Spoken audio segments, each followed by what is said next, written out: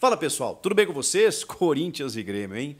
Sempre polêmico, agitado, ajustado, com muitas questões relacionadas à arbitragem, mas também com erros dos dois treinadores. Eu quero muito falar sobre isso. E de um empate que não foi bom para ninguém, né? Ou deve ser celebrado diante das circunstâncias. Chega mais, eu sou o Chico Garcia, inscreva-se no canal e vamos juntos.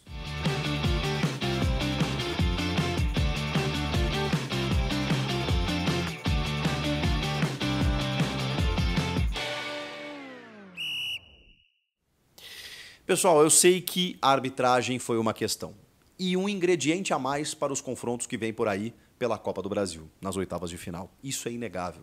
Até porque a CBF escalou um árbitro estreante em 2024 na Série A e que, obviamente, era menor do que o tamanho do jogo. Estamos falando de Alex Stefano, que teve muitos problemas no jogo. O Grêmio está reclamando, assim, absurdamente. Especialmente por conta de um lance capital. Tem outras reclamações que eu não acho que seja o caso. Bom, tem um impedimento que é factual, factível, né? Num gol que o Grêmio teve anulado no segundo tempo. O Marquezinho reclamou muito no intervalo. Acho que é um posicionamento interessante que o jogador tem que fazer, porque acho que o Grêmio foi prejudicado no lance capital, mas no impedimento, enfim, não. Tem um pênalti reclamado, que a bola bate na mão do André Ramalho. Não, ela bate na cabeça dele antes e tal. Ali não é pênalti. Agora, o pênalti marcado pelo árbitro, que não é marcado no campo, que é marcado só porque ele é chamado ao VAR pelo Pablo Ramon Pinheiro, e aí quando você é estreante na Série A, obviamente você está inseguro, ele foi cercado várias vezes pelos jogadores, ele apitou várias faltas no grito, ele picotou o jogo, ele teve falta de critério, ele estava perdidinho da Silva. E aí quando ele é chamado ao monitor, é óbvio, né? Ali qualquer situação na câmera lenta, ainda mais convencido pelo VAR, faria ele tomar a decisão que ele tomou. Até por se tratar de um lance interpretativo. E é justamente por isso que não é um lance de interferência do VAR. Eu defendo isso. Ele interpretou no campo. A menos que haja um erro claro e óbvio, ele deveria ter sido chamado. Porque se ele marca no campo, o VAR não ia interferir. Tô dizendo aqui que não é pênalti, na minha opinião. Mas se ele marca no campo, o VAR não interfere, ele interpretou. Agora, como ele não marcou, por que o VAR chamou? Mediante a um contato em que o Kahneman dá um suposto puxão no Romero e ele cai para frente. Gente, olhem o lance na velocidade do jogo. Não tem como marcar um pênalti desse, de verdade. Mas assim, eu sei que a esmagadora maioria do Corinthians vai achar que é pênalti. Tá tudo certo, porque a gente não... Dificilmente a gente reclama quando é beneficiado, né? Só quando é prejudicado. E os gremistas, evidentemente, estão reclamando desse lance, do histórico do ano passado, do pênalti do Yuri Alberto, porque foi um pênalti muito sensível, né? Definiu, ou poderia ter definido os rumos do Campeonato Brasileiro. Então, assim, tinha um histórico, a CBF coloca um árbitro inexperiente e a gente está num primeiro de 3 jogos entre as duas equipes. 2 times que disputam a parte de baixo da tabela, 2 clubes gigantes, numa tensão absurda, com histórico. Cara, a CBF, um árbitro experiente poderia ter errado.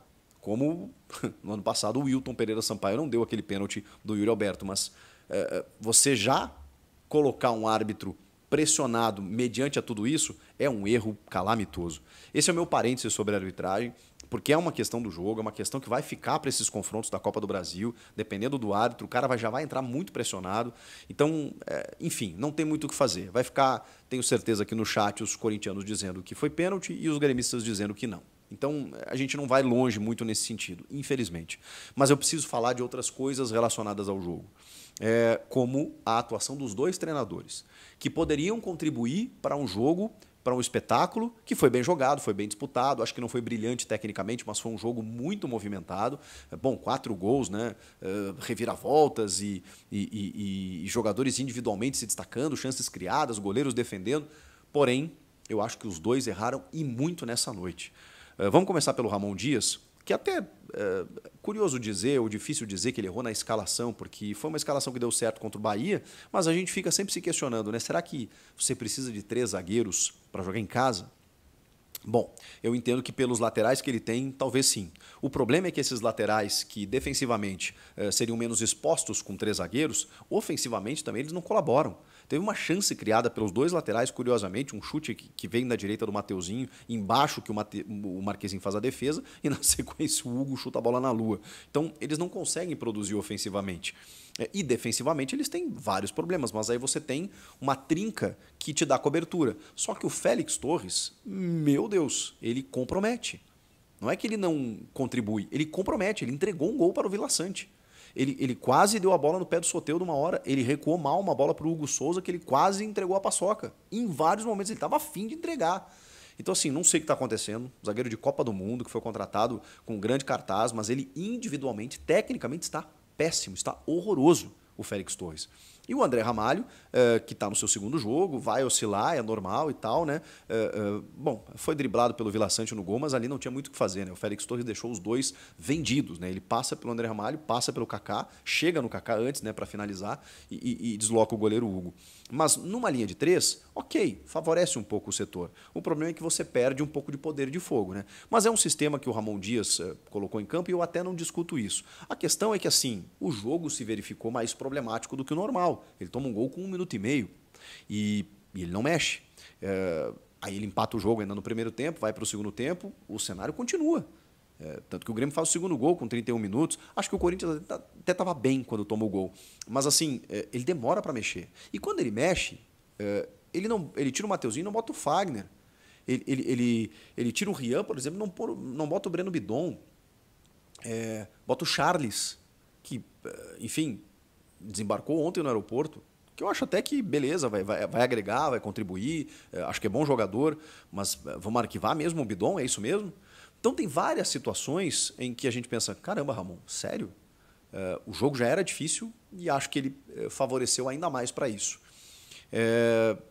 Tem um bastidor dos repórteres que estavam na coletiva de que quando ele desceu da entrevista, questionado muito sobre essas trocas e as escolhas que ele fez para o jogo, que ele conversou com os jornalistas, pediu calma, dizendo que o Corinthians não vai ganhar todas e tal, meio que entendendo que ele e o seu filho, o Emiliano, também não fizeram escolhas positivas para o jogo. Mas vamos lá, eu entendo o que ele quer dizer, porque, e aí vamos para a realidade e o copo meio cheio. Realmente, dos 9 pontos disputados do Ramon, ele ganhou 7. O Corinthians está fora da zona. Há 2 rodadas, isso tem um impacto psicológico muito grande. E se o Corinthians tivesse empatado na Bahia e vencido hoje o Grêmio, ninguém estaria falando nada. É que venceu na Bahia, um jogo improvável para muitos, e hoje empatou. Então, dos 9 pontos, porque ainda tem o Criciúma, foram 7 pontos. Dos 9 disputados, 7 ele ganhou. Realmente, a fase é interessante, a evolução existe, o time está mais organizado e hoje encontrou um time que está desesperado para sair da parte de baixo, que fez um enfrentamento. Então, tudo isso tem que colocar no pacote. Concordo também com isso. O Renato Portaluppi, o senhor Renato Portaluppi, quis espelhar o time do Ramon e colocou em campo um time que nunca tinha jogado junto, num sistema que ele não vinha utilizando. Ele promoveu a estreia do Gemerson, que os corintianos conhecem bem, Rodrigo Eli e Kahneman. Fábio na lateral direita e não o João Pedro, deixou o João Pedro para o segundo tempo, com o Reinaldo na esquerda, e aí do meio campo para frente ele colocou 4 meio-campistas e só um atacante, só o Soteldo. Ele colocou o Vila Sante, o Edenilson, o Cristaldo e o Natan, pescador, e mais o Soteldo. Cara, não dá nem para definir que esquema tático ele usou. E aí o Soteldo faz uma jogada pelo lado direito, e aí Corinthians, a jogada mais clássica do Grêmio atualmente, que é o Soteldo na linha de fundo, cruzando, e aí o Rodrigo Eli surpreendeu todo mundo e fez o gol com 1 minuto e meio de jogo. Bom, ali já muda o jogo. O Renato ainda deu a sorte de sair vencendo o jogo, com o esquema que ele colocou em campo. Aí o Grêmio deu uma desorganizada, o Corinthians meio que cresceu, e aí tem a penalidade, que já falei aqui que na minha opinião não aconteceu, mas o Corinthians poderia ter empatado de outra maneira. Mas enfim, empata no pênalti, como poderia acontecer. O Grêmio não consegue reagir ainda no primeiro tempo. O primeiro tempo estava meio complicado do Grêmio reagir, inclusive o Corinthians esteve mais próximo disso. E aí, no segundo tempo eu penso, bom, o Natan Pescador, que foi uma figura nula mais uma vez, ele teve 2 jogos razoáveis, melhor do que ele, né, em relação a ele próprio, esses 2 jogos, e aí ele ganhou uma sequência e, cara, inexplicável. Ainda mais numa escalação sem atacantes contra o Corinthians em Itaquera, não fez muito sentido para mim. Pensei, no segundo tempo ele vai mexer. E ele não mexia. E quando ele mexe, ele troca o Fábio pelo João Pedro, o Edenilson pelo PP, aí bota o Gustavinho. Tá, botou mais um atacante. Só que ele tinha Arezzo no banco, ele tinha Pavon no banco, ele tinha Natan Fernandes no banco, ele não bota ninguém. Ele vai botar o Arezzo aos 37 do segundo tempo, que é o camisa 9 contratado da seleção uruguaia, 21 anos, que foi bem no jogo contra o Vitória, entrou em poucos minutos, sofreu um pênalti. Ele botou o cara aos 37.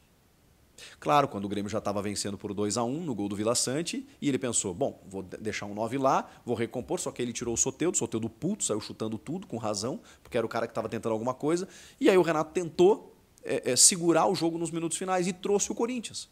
E aí o Corinthians no Rodrigo Garro foi lá e empatou a partida. Então, o Grêmio tem que comemorar esse ponto, se vencesse teria saído da zona, mas beleza. É um jogo contra o Corinthians fora de casa. Então você tem que analisar isso. O Grêmio venceu o último jogo e pode vencer o Vasco na próxima partida. Tem que vencer, inclusive. Tá bem, esse ponto ele está bem colocado.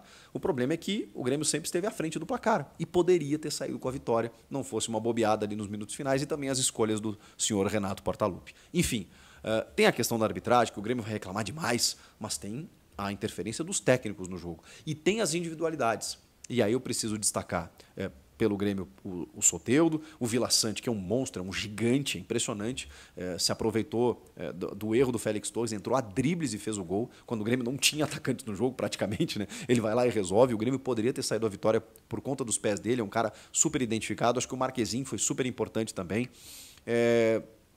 O Gemerson teve uma estreia muito discreta, mesmo numa linha de 3.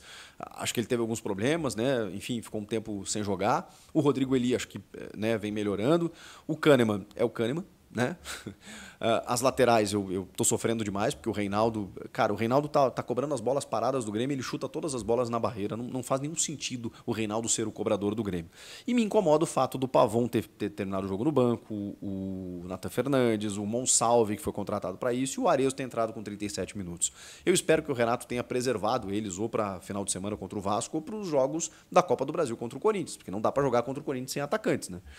Enfim, e pelo lado do Corinthians, o Rodrigo Garro fez um jogo absurdo. Ele foi premiado com um gol, um golaço maravilhoso, num espaço em que ele não tinha. Ele desfere um chute no ângulo do Marquezinho. Espetacular, espetacular, para salvar o Corinthians de uma derrota nos minutos finais. Mas, afora isso, como ele corre, como ele busca o jogo, como ele se desdobra, como ele chuta, como ele jogou demais. Foi o cara do time. Mas tem outro jogador que eu preciso destacar também no meio-campo do time. Chama-se Rian. O Rian, cara, eu não sei mais o que falar do Rian, porque eu sou um fã do Breno Bidon, questionei a saída do Bidon para a entrada do Rian e hoje eu não falo mais nenhum pio, porque o Rian simplesmente corre, marca, aparece. Tem um chute dele no primeiro tempo de perna esquerda que eu achei que era do Garro. O Marquezinho pega embaixo que, cara, ele tá com tanta personalidade até para fazer isso. Ele salva um gol em cima da linha. Ele, nos poucos momentos, o Grêmio foi meio dominante no setor, até pela quantidade no meio-campo, mas o Rian, nos poucos momentos que o Corinthians se sobressaiu, que o Corinthians roubava uma bola, que o Corinthians pegava ali no meio, o Rian estava ali. Então, assim, Rian, que partida! Individualmente, foi um dos destaques. Agora, o Yuri Alberto também merece um capítulo, né? Um episódio. Porque é impressionante. Ele fez o gol de pênalti, teve personalidade, porque, enfim, 9 jogos sem marcar, o cara, se ele perde ali, o mundo cai na cabeça dele. Só que, cara, ele teve outras 2 chances, do jeito que ele gosta, de atacar o espaço, no ponto futuro, em passes açucarados do Rodrigo Garro.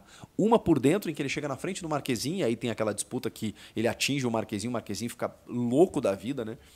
Por conta da trava da chuteira na perna dele, mas acho que não foi intencional, de verdade, mas tem o choque, realmente, né? E antes tem um choque do Marquezinho no Yuri Alberto. Acho que não foi revide, acho que foi uma casualidade. Isso é tudo achismo daqui, tá? E tem um lance pelo lado esquerdo, em que ele recebe também, livre para finalizar, e eu vi esse cara fazer muitos gols assim no Inter. Também quando ele chega no Corinthians, cara, a bola chega, ele fuzilava de perna esquerda, ele cortava para dentro, batia de direita, chutou fraquinho, bola passou na frente do gol, nada aconteceu. Tá tropeçando na bola, de novo, e aí entra o Pedro Raul no segundo tempo, e o Giovani fica no banco, né, Ramon? O Giovani, que vinha entrando bem nos outros jogos, fez aquele gol milagroso contra o Vitória, não era o Ramon Dias ainda, mas enfim, ele opta pelo Pedro Raul e nada acontece a partir de então. O fato é que Corinthians e Grêmio empataram, tem uma prévia bacana para os jogos da Copa do Brasil muito tensa e muitas questões relacionadas à arbitragem, a provocações, a um confronto que tem uma rivalidade muito grande, inclusive na Copa do Brasil. Então, vem muito mais pela frente. E no Campeonato Brasileiro, claro que o Grêmio tinha que ter vencido para sair da zona, mas eu também não posso desconsiderar esse pontinho. E o Corinthians, claro que jogava em casa e teria que vencer, mas pelas circunstâncias, talvez tenha que comemorar esse ponto. Vocês não concordam? Comentem aqui o que vocês acharam do jogo. Inscreva-se no canal, hein? Obrigado pela meta de 1 milhão. Estamos juntos, cada vez mais juntos, e vamos em frente. Até a próxima. Tchau!